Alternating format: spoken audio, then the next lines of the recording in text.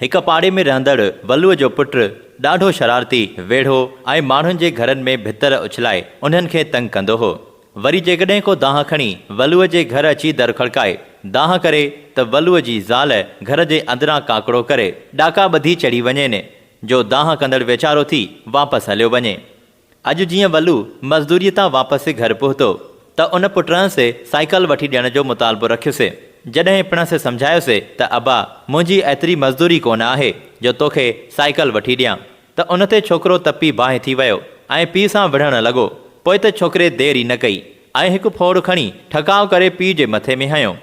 पिणस खे बि लठ हथ अची वई जो लठ खणी पुट ॾे सिधु कयईं त ओचितो छोकिरे जो मामो अची वियो ऐं वलूअ खे भाकुर हणी पट ते किराए चवण लॻुसि, अड़े तुंहिंजो मथो त जाइ ते आहे। हीउ छोकिरो मुंहिंजी भेण मुर्शिद सगोरे खां पिनी वरितो आहे ऐं मुर्शिद जो ॿारु ॾिंगो ऐं दरवेश थींदो आहे। इन ते ईअं लठ खणी उलर कई थी त किथे हथ पेर न सुकी वञनि। पाण में अफ़ाल लभेसि कोन, वरी मुर्शिद जे ॾिनल ॿचिड़े सां बि वेर। पट ते पियल वलू अखियूं फाड़े कॾहिं पंहिंजे साले खे त कॾहिं पुट खे ॾिसंदो रहियो।